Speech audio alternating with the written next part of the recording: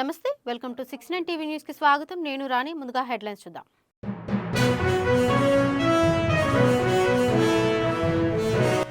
వచ్చే వేసవిని దృష్టిలో ఉంచుకుని మంచినీటి సరఫరాకు అంతరాయం లేకుండా చూడాలి.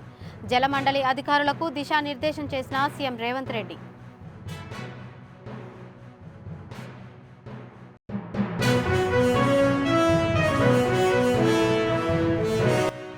ఆవిష్కరణలు, అద్భుతమైన పనితీరుకు చిరునామా ఐఐటి హైదరాబాద్.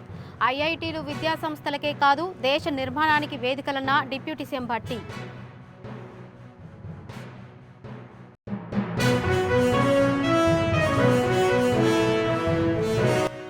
ఎమ్మెల్సీ కవిత చేసిన బీసీ ధర్నా మీద ప్రజలకు అవగాహన కలగాలి. బీసీల గురించి మాట్లాడే హక్కు కవితకు లేదన్న Mahesh Kumar Goud.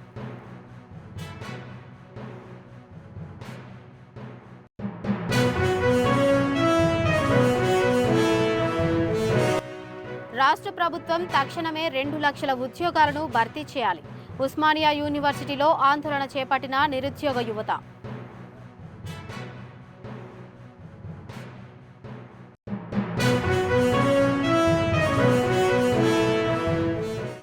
Integrated command control సెంటర్లో హైదరాబాద్ జలమండలి బోర్డుతో ముఖ్యమంత్రి రేవంత్ రెడ్డి సమీక్ష సమావేశం నిర్వహించారు.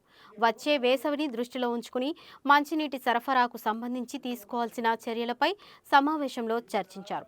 హైదరాబాద్ మహానగరంలో వినియోగదారులకు సమర్థవంతంగా మంచినీటి సరఫరా చేసే ప్రణాళికలపై సీఎం రేవంత్ రెడ్డి అధికారులకు పలు సూచనలు చేశారు. ఈ కార్యక్రమంలో సీఎం సలహాదారు వేం నరేందర్ రెడ్డి, ప్రభుత్వ ప్రధాన కార్యదర్శి శాంతికుమారి, ఉన్నతాధికారులు పాల్గొన్నారు.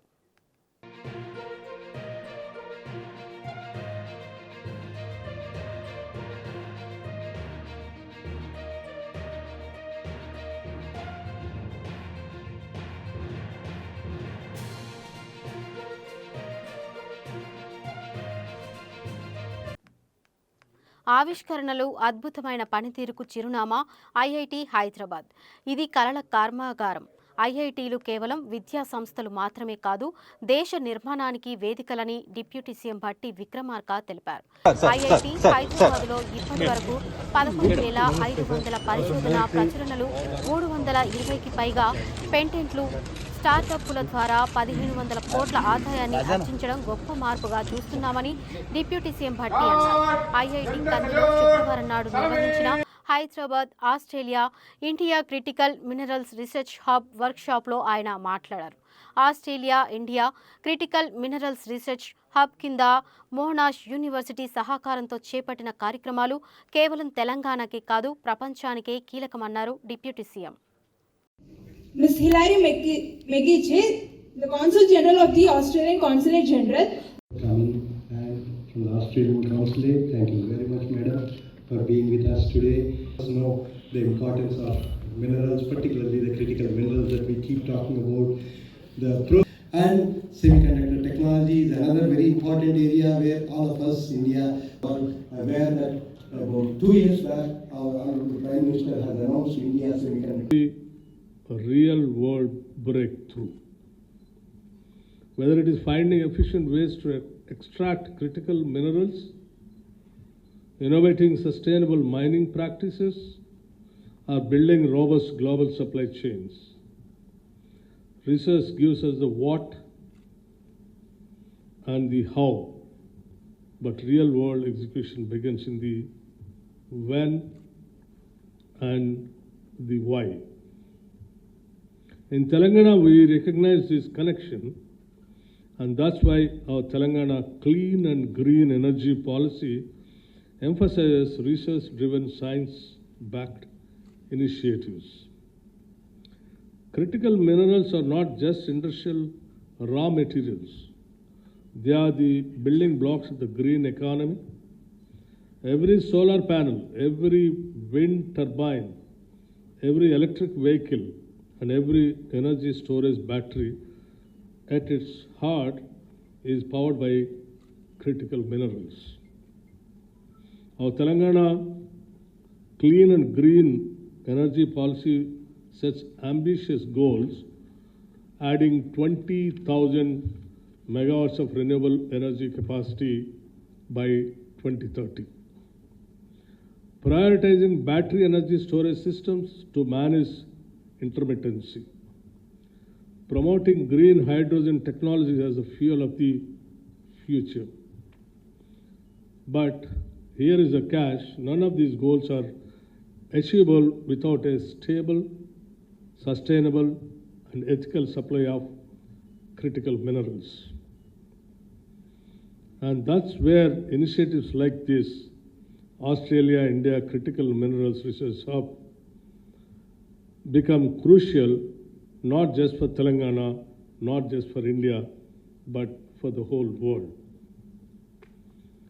In Telangana, we have always believed that real progress is not a top-down directive, but a bottom-up collaboration. Whether it's a renewable energy or critical minerals, the involvement of stakeholders from academia and industry to local communities is essential. In shaping our clean and green energy policy, we listen to researchers, industry leaders, and grassroots innovators. We ensured that their insights were not just acknowledged, but actively integrated into our policy framework. This workshop mirrors the spirit of collaboration. It's not just a platform for academic exchange, it's a space where ideas meet execution, theory meets reality, and science meets society. The IITs are not just educational institutions, they are platforms for nation building. At IIT Hyderabad, we see this transformation in action through over 11,500 research publications, 320 plus patents, and startups generating 1,500 crore in revenue. MLC కవిత చేసిన BC ధర్నా మీద ప్రజలకు అవగాహన కలగాలని 10 ఏళ్లు BC జాతిని అనగదొక్కిన BRS party బీసీల గురించి మాట్లాడే హక్కు లేదన్నారు పీసీసీ అధ్యక్షుడు మహేష్ కుమార్ గౌడ్. రిజర్వేషన్ని 23% కుదించింది బీఆర్ఎస్ పార్టీనా కాదా అని కవిత చెప్పాలన్నారు. 10 ఏళ్లు అగ్రవర్ణాలకే మీరు అంకితం అయ్యారని, బీసీలను అనగదొక్కిన మీరు ఇప్పుడు బీసీలకు ఏదో చేస్తామంటే ప్రజలు నమ్మరన్నారు మహేష్ కుమార్ గౌడ్. గౌరవ ఎమ్మెల్సీ కల్వకుంట్ల కవిత గారు చేస్తున్న బీసీ ధర్నా మీద ప్రజలకి ఒక అవగాహన కలగాలి. 10 ఏళ్లు బీసీ జాతిని అనగదొక్కినటువంటి బీఆర్ఎస్ పార్టీ, బీఆర్ఎస్ నాయకులు, వారికి ఇవాళ బీసీల గురించి ధర్నా చేసే హక్కు లేదు. రిజర్వేషన్ని 23% కుదించింది బీఆర్ఎస్ పార్టీ, అవునా కాదా? ఇది స్పష్టత ఇవ్వాల్సిన అవసరం ఉంది కవిత గారికి. బీసీకి సంబంధించిన ఆర్గనైజేషన్స్, డిపార్ట్మెంట్ అన్నిటి కూడా నిధులు కోతపెట్టి నానా ఇబ్బందులు గురి చేసింది బీఆర్ఎస్ ప్రభుత్వమా కాదా? ఇది స్పష్టత ఇవ్వాల్సిన అవసరం ఉన్నది. ఇలా కాంగ్రెస్ పార్టీ బీసీలకు 42% రిజర్వేషన్ ఇస్తామని కామారెడ్డి డిక్లరేషన్ లో స్వయంగా నేనే ప్రతిపాదించిన. ఆ డిక్లరేషన్ అనుగుణంగా మనం పనిచేస్తా ఉన్నాం. ఇవాళ దానికోసమే కుల సర్వే మొదలు పెట్టినాం. దానికి ఒక డెడికేటెడ్ కమిషన్ ఇవ్వడం జరిగింది. సో ఈ రకంగా కాంగ్రెస్ పార్టీ అన్ని రకాల చర్యలు తీసుకున్నప్పటికీ కూడా బీఆర్ఎస్ హయాంలో బీసీలందరినీ, బీసీ జాతులందరూ కూడా అనగదొక్కిన మీరు ఇవాళ ఏ ముఖం పెట్టుకుని ధర్నా చేస్తున్నారో ప్రజలకు తెలియాల్సిన అవసరం ఉన్నది. 10 ఏళ్లు అధికారంలో ఉన్నప్పుడు బీసీలు గుర్తుకు రాలే మీకు. 10 ఏళ్లు అధికారంలో ఉన్నప్పుడు మీరు అగ్రవర్ణాలకి అంకితమైనటువంటి మీరు, మీ కార్యక్రమాలు ఇవాళ మీకు బీసీల గురించి మాట్లాడే అర్హత ఎక్కడిది అని అడుగుతా ఉన్నాను. కొంచెం అన్నా జ్ఞానం ఉండాలి బీసీల గురించి ఇవాళ మీరు మాట్లాడడంలో. ఒకప్పుడు అధికారం ఉన్నప్పుడు బీసీలంతా అనగదొక్కి బీసీ జాతుల్ని కనుమరుగు చేసిన మీరు ఇవాళ బీసీల కోసం ఏదో చేస్తాము అన్నటువంటి చెప్పడం మాటల్ని ప్రజలు నమ్మే పరిస్థితి లేరు. ఇవాళ ప్రజలు ఇవన్నీ చేశారు కాబట్టి మిమ్మల్ని అధికారం దూరంగా పెట్టినారు. కాంగ్రెస్ పార్టీ అధికారం తీసుకొచ్చిన వెంటనే కేబినెట్ లో కానీ, బీసీలకు సంబంధించిన పలు కార్యక్రమాలు కానీ, నాలాంటి ఒక సామాన్య కార్యకర్తను పీసీ అధ్యక్షుడు చేయడం కానీ, దాంతోపాటు బీసీ సంబంధించిన డిపార్ట్మెంట్లన్నిటి కూడా అత్యధిక నిధులకు ఇచ్చి బలోపేతం చేస్తుంటే కాంగ్రెస్ పార్టీని నమ్ముతారా, మిమ్మల్ని నమ్ముతారా ప్రజలు అర్థం చేసుకుంటా ఉంటారు. 10 ఏళ్లు మీరు బీసీలందరినీ కూడా అనగదొక్కి ఇయ్యాల కపట ప్రేమ, మొసలి కన్నీరు కారుస్తా ఉంటే ప్రజలు నమ్మే పరిస్థితి లేరమ్మా. ఇది గుర్తుపెట్టుకోవాల్సిన విజ్ఞప్తి చేస్తా ఉన్నాను. కాంగ్రెస్ పార్టీ చిత్తశుద్ధితో బీసీ కులగణన చేస్తుందని 10 ఏళ్ల పాలనలో ధర్నా చౌకని లేకుండా చేసి బీసీలను విస్మరించిన ఘనత బీఆర్ఎస్ పార్టీదన్నారు భువనగిరి ఎంపీ చామల కిరణ్ కుమార్. కవిత బీసీల కోసం ధర్నా చేయడం విడ్డూరంగా ఉందని, ఇందిరా పార్కులో కాదు మీ నాన్న ఫామ్ హౌస్ ముందు ధర్నా చేయాలని ఆయన ఎద్దేవా చేశారు. హనుమంతరావు, కేశవరావు, డి శ్రీనివాస్, ప్రస్తుతం మహేష్ కుమార్ గౌడ్ లాంటి బీసీలకు పెద్దపీట వేసి పీసీసీ అధ్యక్షులను చేసిన ఘనత కాంగ్రెస్ పార్టీదే అన్నారు ఎంపీ చామల కిరణ్ కుమార్. ఈరోజు కవిత గారు ధర్నా చౌక్లో ధర్నా చేయడము చాలా విడ్డూరంగా ఉంది.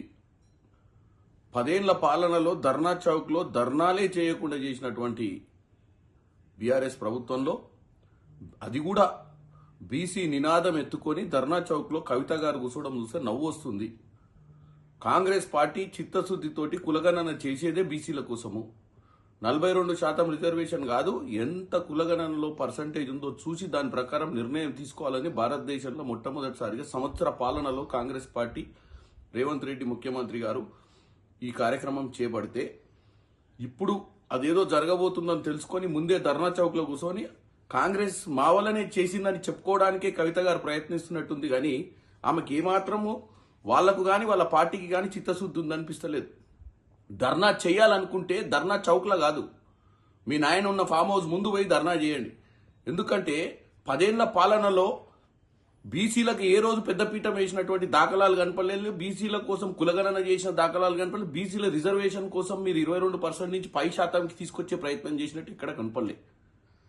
మీరు ఈరోజు ఎంత గొప్పగా అంటే మీరు ప్రజల మధ్యన మేము ప్రజల కోసం పోరాటం చేస్తున్నామని చెప్పుకోవడానికి జైలు నుంచి తిరిగి వచ్చిన కవిత గారు ఈ నినాదాన్ని ఎత్తుకొని దీంట్లో ఏమన్నా కాంగ్రెస్ పార్టీ చేస్తే క్రెడిట్ తీసుకుందామన్న ఆలోచన కనపడుతుంది తప్ప వాళ్ళ నాయన దగ్గరికి పోయి ఈ రోజు కాంగ్రెస్ పార్టీ మహేష్ కుమార్ గౌడ్ ఒక బీసీ సామాజిక వర్గం నుంచి పీసీసీ ప్రెసిడెంట్ చేసింది. గతంలో అదే నిజామాబాద్ జిల్లాకు సంబంధించిన డి శ్రీనివాస్ గారిని చేసింది, కేశవరావు గారిని చేసిర్రు, హనుమంతరావు గారిని చేసిర్రు. మరి మీరెందుకు చేయలేదు? ఈవెన్ వర్కింగ్ ప్రెసిడెంట్ మీ ఇంట్లోనే ఉండాలి, ప్రెసిడెంట్ మీ ఇంట్లోనే ఉండాలి. మరి బీసీలకు మీరు మొట్టమొదటిగా మీ సొంత పార్టీలో మీరు ఏకకాలం అంటే ఒక గంట సేపట్ల నిర్ణయం తీసుకునే దాంట్లోనే నిర్ణయం తీసుకోలేని మీరు పార్టీ అధ్యక్షుడిని చేసే పరిస్థితి కానీ వర్కింగ్ ప్రెసిడెంట్ని చేసే పరిస్థితి లేని మీరు ఈరోజు ప్రజలకు ఏం చెప్పాలనుకుంటున్నారు అనేది క్లియర్ ఫ్యాక్ట్ కనబడుతుంది.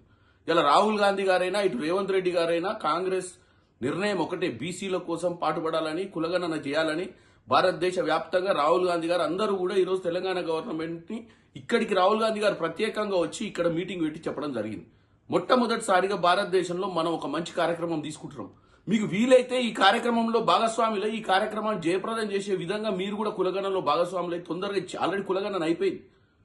మీరు వారిని విమర్శించడం కాకుండా ఎన్ని ప్రశ్నలు వేస్తుర్రు, ఎందుకు వేస్తుర్రు అని చెప్పి ప్రజలను తప్పుతో పట్టించే ప్రయత్నం చేసిర్రు మేము కులగణన చేసేటప్పుడు, మా అధికారులు మాట్లాడేటప్పుడు. కాబట్టి మీకు ఈ ధర్నాలు చేసే అధికారమే లేదని తెలియజేస్తున్నాం. రాష్ట్ర ప్రభుత్వం తక్షణమే 2 లక్షల ఉద్యోగాలను భర్తీ చేయాలని నిరుద్యోగులు డిమాండ్ చేశారు. ఈ మేరకు ఉస్మానియా యూనివర్సిటీ లైబ్రరీ నుండి ఆర్ట్స్ కళాశాల వరకు నిరుద్యోగ విద్యార్థి నాయకుడు మోతీలాల్ ఆధ్వర్యంలో ర్యాలీ నిర్వహించారు. ఈ సందర్భంగా మోతీలాల్ మాట్లాడుతూ 2025 సంవత్సరంలో కూడా నిరుద్యోగులు రోడ్ల మీదకి వచ్చి నిరసనను తెలపొద్దంటే తెలంగాణ రాష్ట్ర ప్రభుత్వం తక్షణమే 2 లక్షల ఉద్యోగాల జాబ్ క్యాలెండర్ను ప్రకటించి ఉద్యోగాలను భర్తీ చేయాలని డిమాండ్ చేశారు. రాష్ట్ర ప్రభుత్వానికి వారం రోజులు సమయం ఇస్తున్నామని, ఆంధ్రప్రదేశ్లో ఏ విధంగా అయితే జాబ్ క్యాలెండర్ రిలీజ్ చేశారో అదే విధంగా తెలంగాణలో కూడా రిలీజ్ చేయాలని డిమాండ్ చేశారు.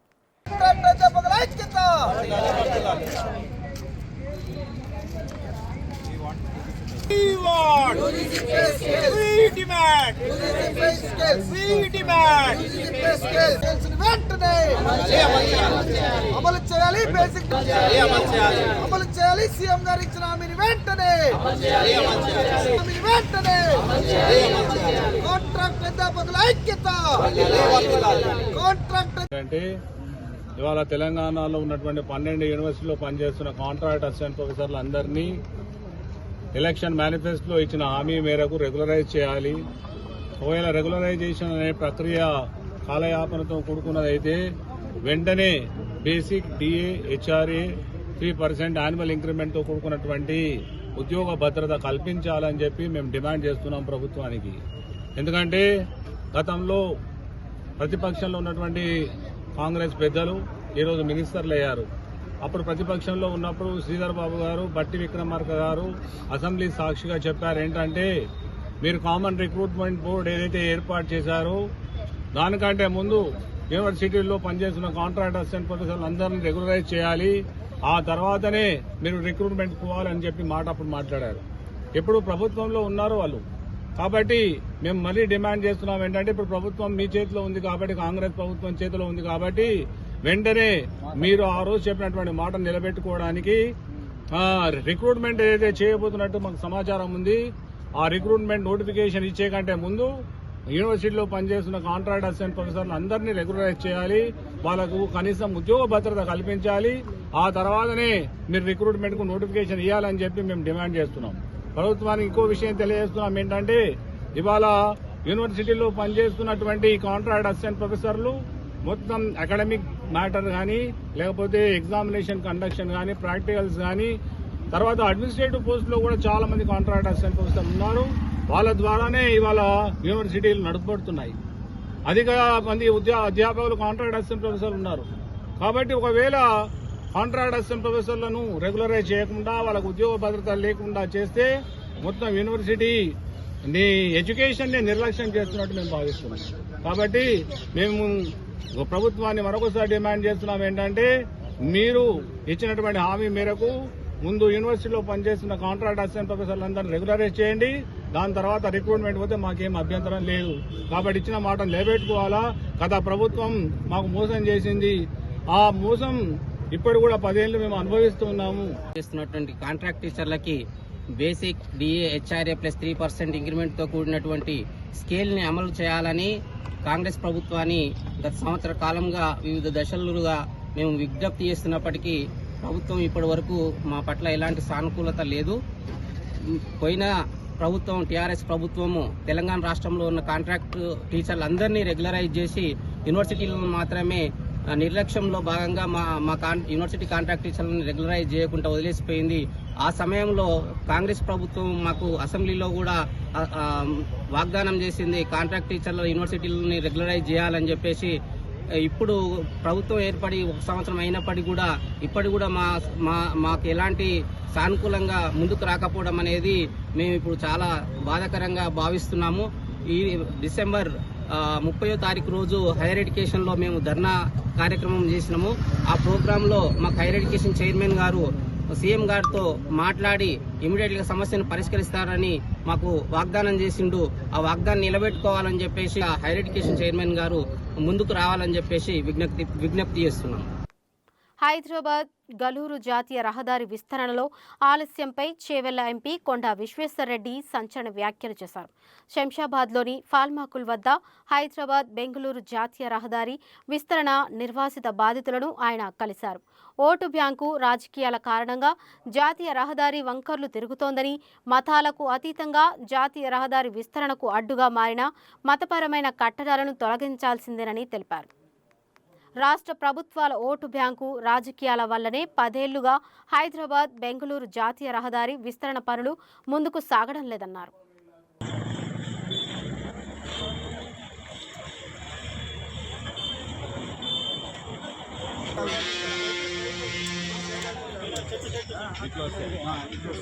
నాతోటి 2 గంటలు కూర్చున్నారు. దీని గురించి తొడుపల్లి గురించి మదనపల్లి గురించి మాట్లాడలేదు. అది కూడా ఇప్పుడు మాట్లాడినాము. వాళ్ళు చేస్తామన్నారు, కానీ నోటి మాట ఒకటి అది కాకుండా మనం కంటిన్యూస్ చేయాలి. ఇంకోటి మేము మాట్లాడినవన్నీ నా ఆఫీస్ నుంచి ఎన్హెచ్ఏ కోవాలి, కలెక్టర్ కోవాలి, ఆర్డీఓ కోవాలి. మళ్ళా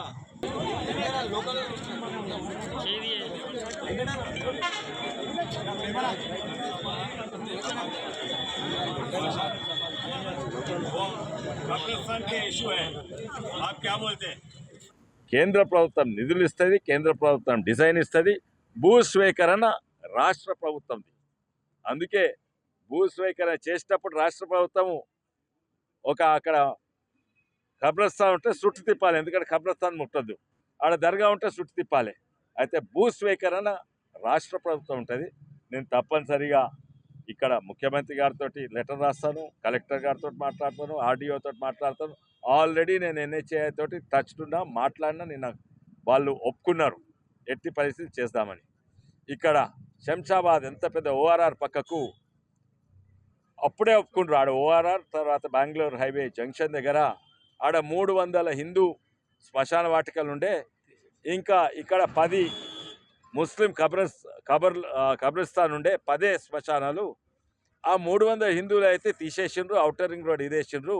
కానీ ఈ ముస్లిం కబ్రిస్తాన్ 10 శ్మశానాలు ఉన్నాయి. అవి జరుపుతందుకు ఎన్ని 10 ఏళ్ళైంది. వాళ్ళు ఒప్పుకున్నారు, లోకల్ ముస్లిమ్స్ ఒప్పుకున్నారు. కానీ బయట వాళ్ళు వచ్చి ఇన్ఫ్లుయెన్స్ చేస్తున్నారు. దానివల్ల ఆ శంషాబాద్లో ఫ్లైఓవర్ దిగంగానే ఓఆర్ఆర్ పెద్ద ట్రాఫిక్ జామ్. ఇవి ప్రభుత్వం పక్షపాతం లేకుండా అభివృద్ధి దృష్టిలో పెట్టుకొని చేయాలి. మేము తప్పనిసరిగా దాని కొరకు పోరాడతాం. ఇప్పుడు అక్కడ దర్గా మళ్ళీ కబర్స్థాన్ ఉందని మళ్ళీ ఇక్కడనే 26 మీటర్స్ అంటున్నారు. ఇక్కడ ఉన్న వాళ్ళకే లాస్ ఎక్కువ అవుతుంది. ఆల్రెడీ ఇంతకుముందు లాస్ అయినాం, మళ్ళీ ఇప్పుడు లాస్ వితౌట్ ఇన్ఫర్మేషన్ వాళ్ళు తీస్తున్నారు. అది బతుకున్న మనుషుల కంటే చనిపోయిన కబరిస్తాన్కే ఎక్కువ ఇంపార్టెన్స్ ఇస్తున్నారు. మళ్ళీ మనం అది కబరిస్తాన్ అని మాట్లాడితే హిందూ ముసల్మాన్ అంటారు. హిందూ ముసల్మాన్ అని కాదు, అదే ఇది హిందూ ముసల్మాన్ లెక్క కాదు. భూమి కోసం మాట్లాడుతున్నాం. ఎందుకంటే చచ్చిన వాళ్ళకు ఉన్న ఇంపార్టెన్స్ బతుకున్న మనుషులకు లేకుండా పోయింది. అది మాది మెయిన్ డిమాండ్. ఒకవేళ అటు తీసి అటు ఒప్పుకుంటే మేము కూడా ఇక్కడ ఇవ్వడానికి రెడీగా ఉన్నాం. ఆల్రెడీ మేము ఇచ్చినాం 250 ఇచ్చినాం 22 years బ్యాక్. ఇప్పుడు మళ్ళీ మాది ఇంకా 250 పోతుంది. కాబట్టి అది దయచేసి అది మళ్ళీ సర్వే చేసి అది ఎవరికి కూడా నష్టం కాకుండా చూడాలని కోరుతున్నాం. చైనీస్ మాంజా, పౌడర్ గ్లాస్ లేదా మెటల్ వంటి రాపిడి పదార్థాలతో పూసిన సింథటిక్ నైలాన్ స్ట్రింగ్ ప్రజా భద్రత, వన్యప్రాణులు, పర్యావరణానికి గణనీయమైన నష్టాలను కలిగిస్తుందని పోలీసులు తెలిపారు. అనేక ప్రాంతాలలో నిషేధాలు ఉన్నప్పటికీ గాలిపటాల పండుగలు, ఇతర కార్యక్రమాల సమయంలో దీని లభ్యత, ఉపయోగం తీవ్రమైన ఆందోళనను పెంచుతూనే ఉందన్నారు. అడిషనల్ కమిషనర్ శ్రీనివాసరావు తెలిపారు. చైనీస్ మాంజా చాలా పదునైనదని, దీనివల్ల ముఖ్యంగా పాదచారులకు, మోటార్ సైకిలిస్టులకు, గాలిపటాల ఔత్సాహితులకు తీవ్ర గాయాలు కావడమే కాకుండా మరణాలకు కూడా కారణమవుతుందని తెలిపారు. వాళ్ళ మీద చట్టపరంగా చర్యలు తీసుకోవటం కానీ చేయడం జరుగుతుంది. ఈ స్పెషల్ డ్రైవ్ ఇది కంటిన్యూ జరుగుతుందండి. ఈ స్పెషల్ డ్రైవ్ ఎక్కడ కూడా దీన్ని మనము ఈ కైట్ ఫెస్టివల్ అయ్యే వరకు కూడా దీన్ని ఆపేది లేదు. దీనికి సంబంధించిన ట్రాన్స్పోర్టర్స్, తర్వాత దీన్ని బిజినెస్ చేసే చైన్ అంతా కూడా ఇప్పుడు మాకు దానికి సంబంధించిన సమాచారం అంతా మా దగ్గర ఉన్నది. ఇప్పుడు అందరికీ కూడా మేము హెచ్చరిక చేస్తున్నాం. మా కమిషనర్ గారి ఆదేశాల ప్రకారము ఎవరిని కూడా దీంట్లో వదిలేదు లేదు. ఎటువంటి వాళ్ళైనా కానీ వాళ్ళని తప్పకుండా యాక్షన్ తీసుకుంటాం వాళ్ళ మీద. మా కమిషనర్ గారు ఇచ్చిన ఆదేశాల ప్రకారం ప్రజల యొక్క ప్రాణాలను కాపాడటము, తర్వాత ఎన్విరాన్మెంట్ ప్రొటెక్ట్ చేయడమే ధ్యేయంగా మేము దీనిలో పనిచేస్తున్నాము.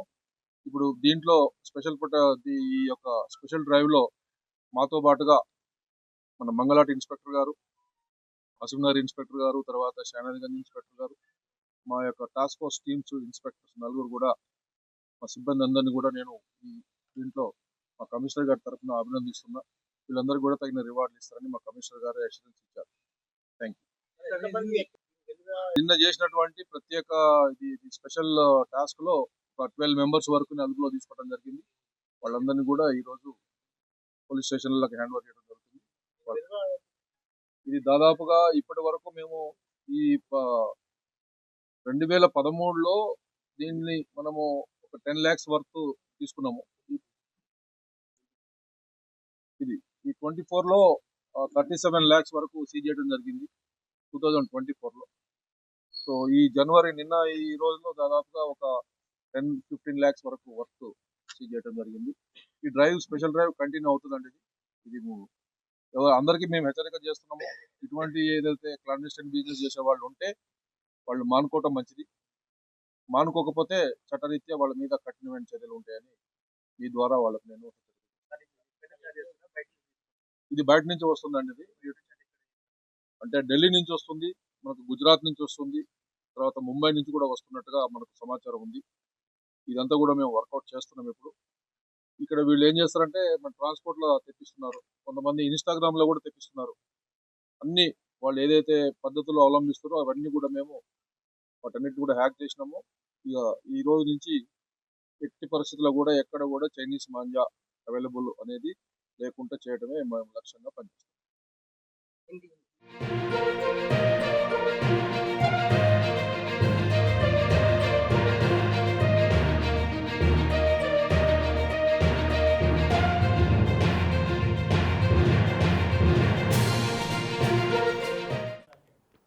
శబరిమలలో హైదరాబాద్ అయ్యప్ప స్వాముల బస్సు బోల్తా ఘటనలో 8 మంది స్వాములకు గాయాలు కావడంతో కొట్టాయం ఆసుపత్రికి తరలించారు. ప్రమాదం నుంచి బయటపడ్డ స్వాములు చికిత్స అనంతరం వీడియో విడుదల చేశారు. తాము ప్రమాదం నుంచి ప్రాణాలతో బయటపడ్డామని, మాకు చికిత్స అందించి అయ్యప్ప స్వామివారి దర్శనం కల్పించిన ఆలయ అధికారులకు వారు కృతజ్ఞతలు తెలిపారు.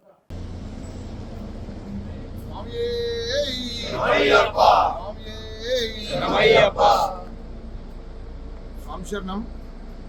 గత 29 తారీఖు మేము హైదరాబాద్ తెలంగాణ మాదనపేట నుంచి శబరిమలకు ప్రయాణం చేయడం జరిగింది. శబరిమల ఎరిమిల్ ధర్మశాస్త్ర దర్శనం చేసుకొని పంబకు వెళ్ళే దారిలో డ్రైవర్ నిర్లక్ష్యం వల్ల బస్సు అదుపు తప్పి చెట్లలోకి దూసుకెళ్ళడం జరిగింది. ప్రమాదవశాత్తు అయ్యప్ప దయ వల్ల మాకు ఎవరికి ఏం కాలేదు.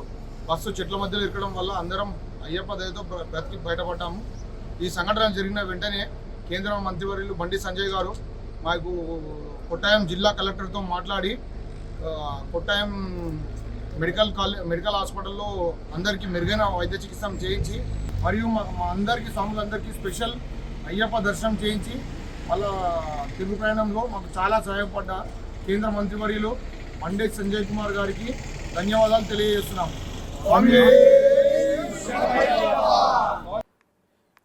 విలేజ్ రెవెన్యూ అసిస్టెంట్ వారసులకు కారుణ్య నియామకాలు చేపట్టాలని కోరుతూ వందలాది మంది ప్రజావాణి కార్యక్రమానికి తరలివచ్చారు.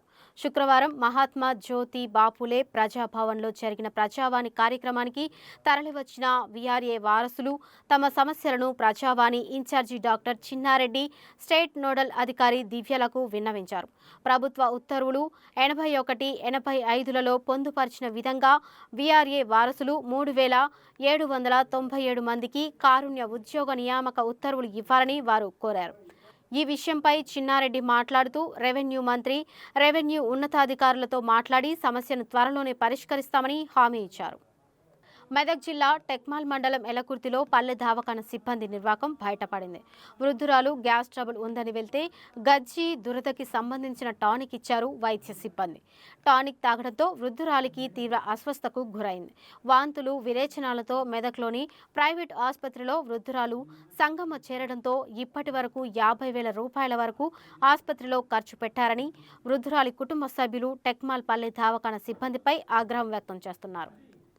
ఇట్లా హాస్పిటల్ పోయింది, మందు గ్యాస్ ట్రబుల్ మందు ఇవ్వమని అడిగితే వాళ్ళు చూసుకోకుండా లోసిన్ బాటిల్ ఇస్తే 2 రోజులు ఇంట్లో పెట్టుకొని 3వ రోజు తాగిందంట.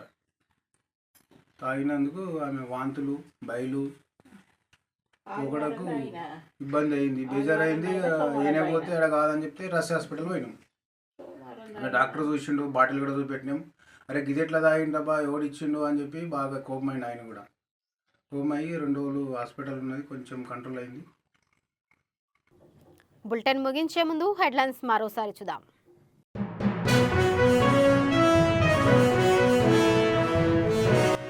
వచ్చే వేసవిని దృష్టిలో ఉంచుకుని మంచినీటి సరఫరాకు అంతరాయం లేకుండా చూడాలి.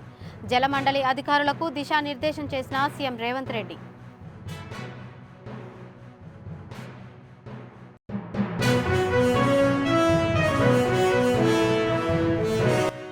ఆవిష్కరణలు, అద్భుతమైన పనితీరుకు చిరునామా ఐఐటి హైదరాబాద్.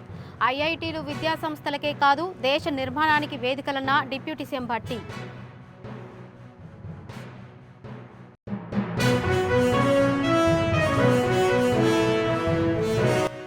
ఎమ్మెల్సీ కవిత చేసిన బీసీ ధర్నా మీద ప్రజలకు అవగాహన కలగాలి.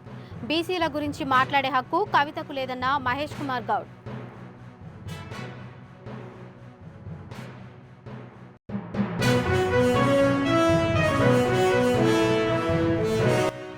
రాష్ట్ర ప్రభుత్వం తక్షణమే 2 లక్షల ఉద్యోగాలను భర్తీ చేయాలి. ఉస్మానియా యూనివర్సిటీలో ఆందోళన చేపట్టిన నిరుద్యోగ యువత.